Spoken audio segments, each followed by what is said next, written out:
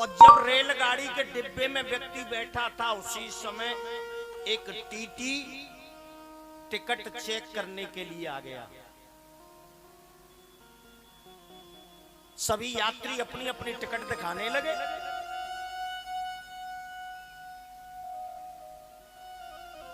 उसी समय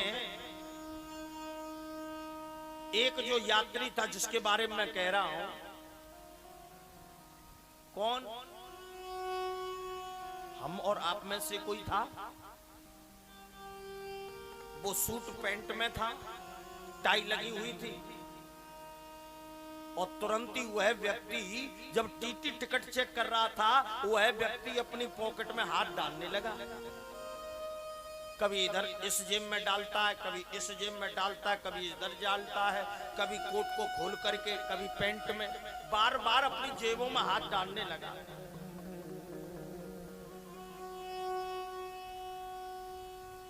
उसी समय टीटी ने उस व्यक्ति को देखा और उस व्यक्ति को देख करके टीटी ने कहा, भैया मैं तुम्हारी टिकट देखने के लिए नहीं आया,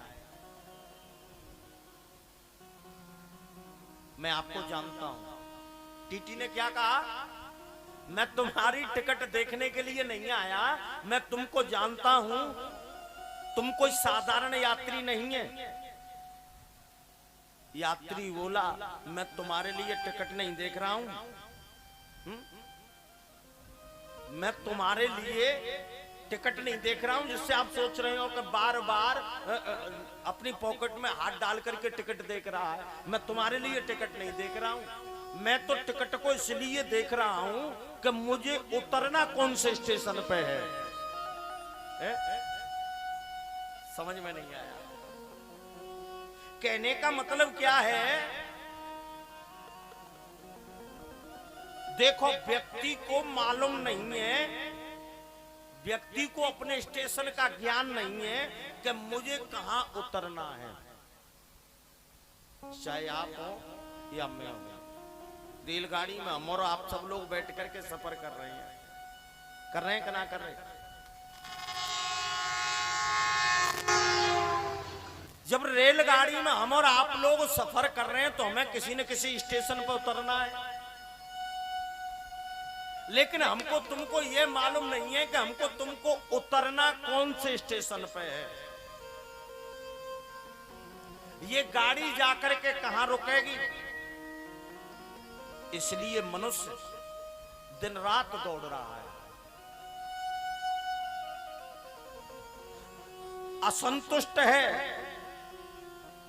ऐसा ही रहा तो जाने कितने जन्म तक हमको तुमको दौड़ना पड़ेगा। जब हमने अपने स्टेशन की ना मालूम तो जाने कब तक हम तुम्हें सफर करना पड़ेगा, ये मालूम नाने। नदियां जब तक सागर में नहीं मिलती तब तक दौड़ती रहती हैं।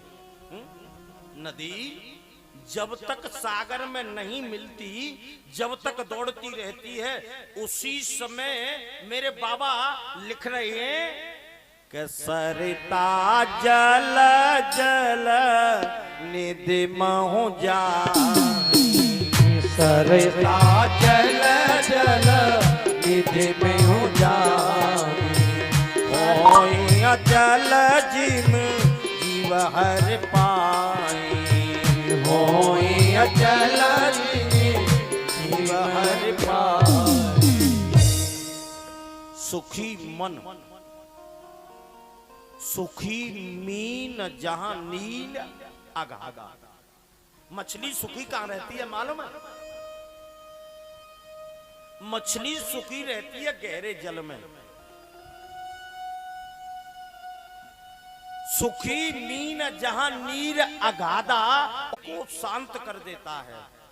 नदी में चाहे कितना ही भी उफान आ रही हो, बाढ़ आई गई, यमुना मैया में बाढ़ आई है सो खूब, गंगा मैया बाढ़ आ रही है खूब, लेकिन समुद्र में कभी बाढ़ देखी है? नदियों को समुद्र शांत कर देता है, गंगा जी ने कहा कि मैं तो सबको शांत करने के लिए दिन रात दौड़ती रहूं, लेकिन मुझे शांत चाहिए, मेरी शांति के सागर से मुझको शांति कब मिलेगी, जब मैं सागर में जाकर के मिलूंगी तब। भगवान ने बाहु सुबाहु नामक दैत्यों का वध किया। विश्वामित्र जी यज्ञ करते हैं, मेरे प्रभु यज्ञ की रक्षा करते हैं। इधर विश्वामित्र जी को शंका है, महाराज अब आप सोच रहे होंगे कि विश्वामित्र को कौन सी शंका हो गई है? विश्वामित्र जी को शंका है कि भगवान राम ने मेरे सभी यज्ञ पूर्ण किए। उसी समय विश्वामित्र जी के पास में जनकपुर से एक निमंत्रण पत्रिका आ गई, और जब निमंत्रण पत्रिका आई तो किस नाम से आई? धनुष यज्ञ। विश्वामित्र जी के मन में एक शंका हुई, भगवान राम ने सब यज्ञ पूर्ण किए हैं, अगर मैंने इनसे कहा कि प्रभु अब महाराज जनक की बेटी जानकी का विवाह है, महाराज जनक की बेटी जानकी के विवाह में धनुष यज्ञ हो रहा है, आप वहां पे चलो। कहीं भगवान ने मना कर दिया तो वो यज्ञ अधूरा रह जाएगा है? मना कर सकते हैं क्योंकि राजा के बेटे हैं, मान सम्मान हर जीव जानता है। कह दें कि जनक जी ने हमारे पिताजी के यहां निमंत्रण नहीं दिया, हम क्यों जाएं? विश्वामित्र जी के दिमाग में एक शंका आई, मन में विचार कर रहे हैं। शाम का समय, दोनों भैया राम और लक्ष्मण दोनों भाई शाम के समय विश्वामित्र जी के चरणों को दबा रहे हैं। दबाते दबाते महाराज विश्वामित्र जी ने कहा, राम एक बात कहूं? हाँ महाराज, आदेश। विश्वामित्र जी कहने लगे, राम आपने सब यज्ञ पूर्ण किए, लेकिन अभी एक यज्ञ और अधूरा रह गया है। मेरे राघव पूछने लगे, प्रभु हे ऋषिवर, हे गुरुदेव, अब कौन सा यज्ञ है जो अधूरा रह गया? विश्वामित्र जी कहने लगे, राघव अभी एक धनुष यज्ञ बाकी है, अभी धनुष यज्ञ बाकी है। हे राघव, प्रातः काल होते ही हम और आप लोग धनुष यज्ञ की तरफ चलेंगे। भगवान राम ने कहा, ठीक है। रात्रि हो गई, भगवान राम भैया लक्ष्मण दोनों गुरुदेव के पैरों को दबा रहे थे। विश्वामित्र जी ने कहा, राम रात्रि हो गई, प्रातः काल चलना है, तुम जाकर के अपने आसन पर लेट जाओ। भगवान राम जाकर के अपने आसन पर लेट गए और भैया लक्ष्मण अपने भाई के पैरों को दबाने लगे। पैरों को दबाते दबाते भैया लक्ष्मण को एकदम याद आया। लक्ष्मण जी के मन में विचार आया, जिन भाई के पैरों की सेवा करने का अधिकार जो मेरा है, ये अधिकार मुझसे कल छूट जाएगा। जिन प्रभु के चरणों पर सेवा करने का अधिकार जो मेरा है, यह अधिकार मुझसे कल छूट जाएगा। ये विचार लक्ष्मण जी कर रहे थे। विचार करते करते लक्ष्मण जी की आंखें आंसुओं से भर गई और आंसू की एक बूंद निकल करके मेरे राघव के पैरों पर गिर पड़ी। जैसे ही एक बूंद भगवान राम के पैर पर पड़ी, एकदम प्रभु की आंखें खुल गई। अपने भाई की आंखों में आंसू देख करके भगवान राम ने अपने भैया लक्ष्मण को छाती से लगा लिया। हे भैया, तुम क्यों रो रहे हो? हे भैया, तुम क्यों रो रहे हो? बताओ तो सही।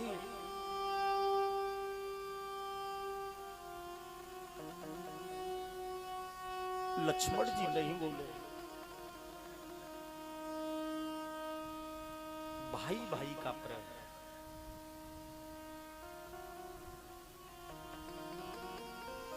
भाई भाई का अगर प्रेम देखना है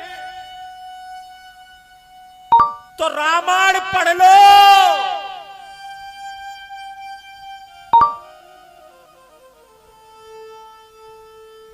भाई भाई के प्रेम ने अयोध्या की गद्दी को फुटबॉल बना दिया है।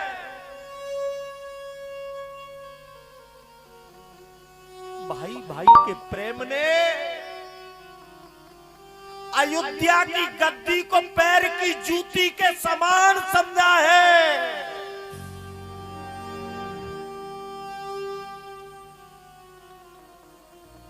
आज वर्तमान में भाई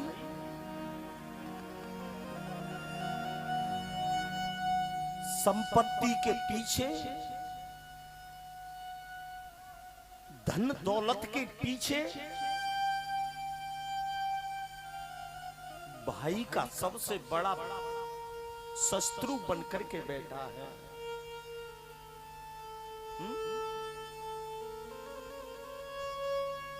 संपत्ति के पीछे एक भाई के चेहरे को देखना नहीं चाहता। दौलत के पीछे एक भाई के पास नहीं बैठता। पड़ोसी ते तो बहुत प्रेम हुए, लेकिन भैया की देरी पे जियत नहीं चढ़े वो है? ये दूरी क्यों बनी? ये दूरियां क्यों बनी? भाई भाई में प्रेम जब ब्याह नहीं भयो तब तो तीनों चारों भैया बड़े प्रेमते रहते हैं।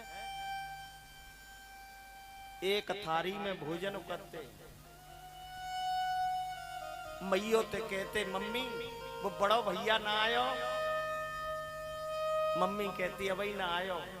तो छोटो भैया कहते ना मम्मी अब तो बड़ा भैया आ जाओ ना तब ही भोजन करेंगे। बड़ो भैया घर आ जाते तो बड़ो भैया कहतो मम्मी वो छोटो भैया ना आयो का। मां मना करती तो बड़ा भाई छोटा भाई नहीं आ जाता जब तक खाना नहीं खाता। लेकिन ये दूरी क्यों बनी?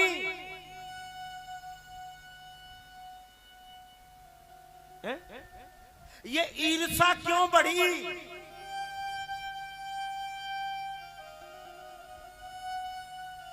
एक संपत्ति के कारण। तनिक सोचो, माँ ने हमको एक कोख से जन्म दिया, एक आंचल से हमको तुमको दूध पिलाया, एक चारपाई पर सुलाया, एक थाली में भोजन कराया, साथ साथ पढ़े, साथ साथ माँ बाप बड़े प्रेम से दुलार से हमको तुमको रखते थे। क्या इसीलिए रखते थे कि एक भाई का सबसे बड़ा बैरी बन करके बैठ जाए? है? क्या इसीलिए वो हमको तुमको एक साथ बैठाते थे? एक भैया के चेहरा नहीं देखे? हमारे भारत के अंदर एक प्रथा है, हमारे भारत के अंदर एक प्रथा है, कौन सी मालूम है? छोटा भाई कभी भी अपने बड़े भैया के सामने ना बोलती।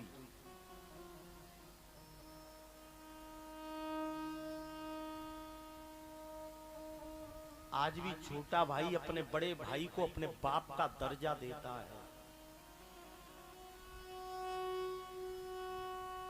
छोटा भाई आज भी कहता है मेरा बड़ा भाई नहीं, मेरा बाप है।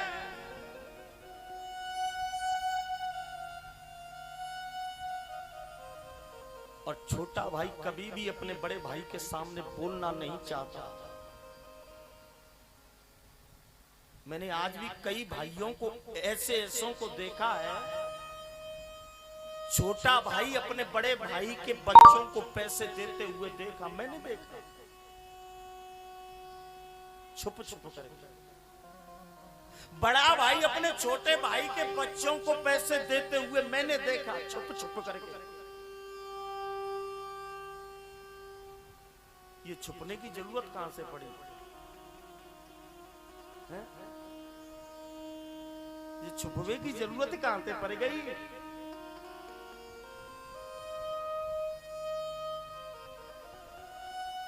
एक बात कह दूं,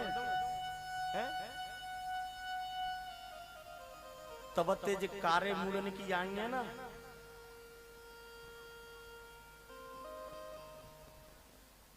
तब तेज छुपवे की जरूरत पड़ गई।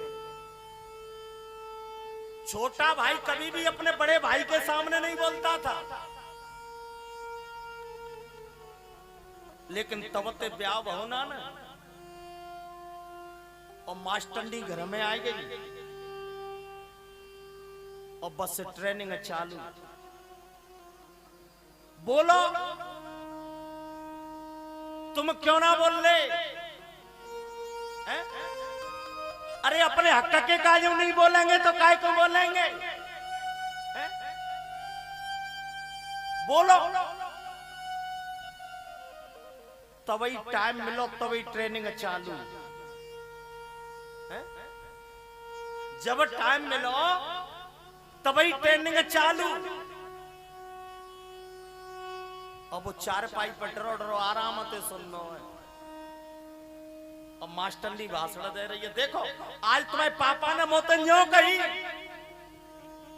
तुम्हारी मैयों ने मोते न्यों कही, तुम्हारे भैया ने मोते न्यों कही, तुम्हारी बहन ने मोते न्यों कही। और वो उल्लू की तरह सुनना है।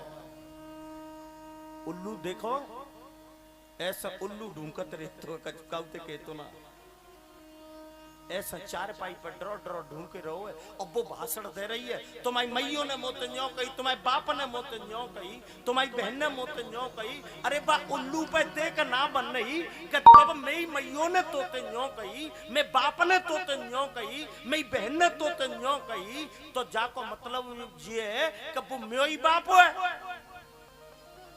त्यो कौन आती, वो मेरी मैयों है, तेरी वो कौन आती, वो मेरी बहने, तेरी वो कौन आती। और जब तेई ना, जब तेई वो कौन ना आते तो तुझा घर में काय को आई है? जा संपत्ति है समेट में, के जा सोने बटोरे में, काय को आइए जा घर में, लेकिन वो उल्लू ना कह रहा कछू, उल्लू चुपचाप सुन रहा है।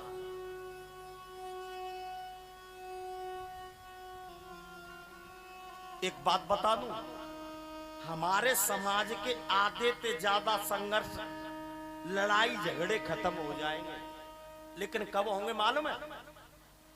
जब दो व्यक्ति अपनी अपनी जगह पर सद जाएं। और वो दो व्यक्ति कौन कौन से मालूम है? अगर स्त्री ताना मारना बंद कर दे, आधे से ज्यादा लड़ाई बंद रह जाएंगी कि नहीं होंगी? स्त्री ताना मारना बंद कर दे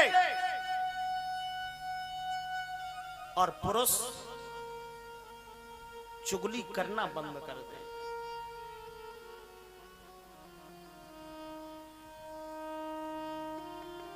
चाची अपने बच्चन के पेट में जहर भर रही है, लल्लू बताई के घर मन जाइयो, बताई ने और ताऊ ने मैं सब कर्म कर दे। तो मालूम मैंने तुम कैसे कैसे पाली है?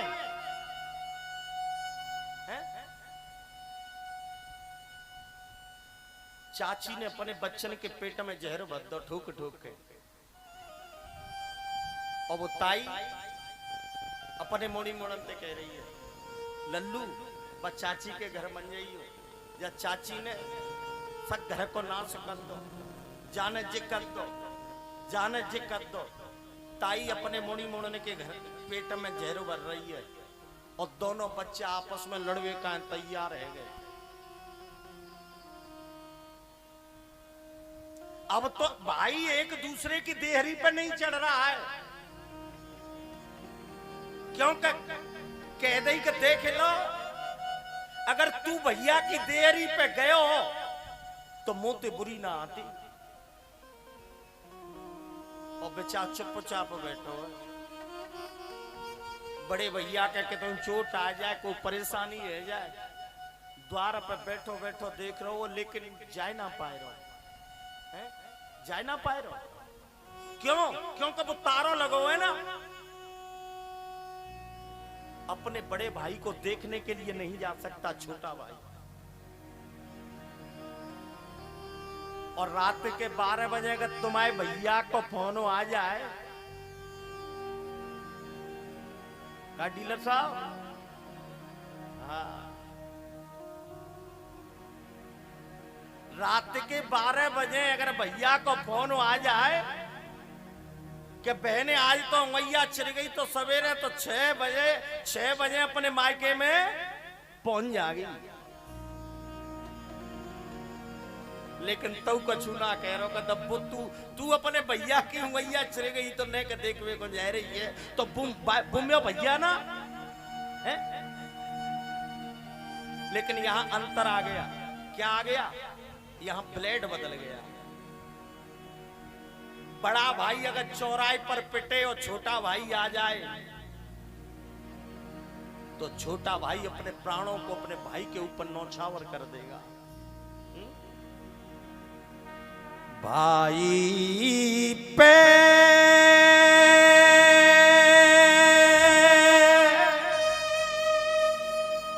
अगर कोई अकड़े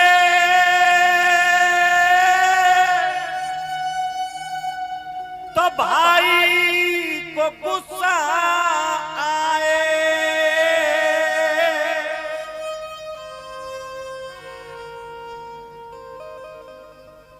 पड़ोस में भैया से लड़ाई है जाए और छोटो भैया पिट रहो है, और बड़ो भैया घर में मालूम पड़ गई निकल के बाद जा रहे हो, दोनों तो द्वार पर ठाड़ी है, चलो तुम भीतर को। तुमने कहा मतलब कछु है होता है हम दो, तुम अंदर को चलो।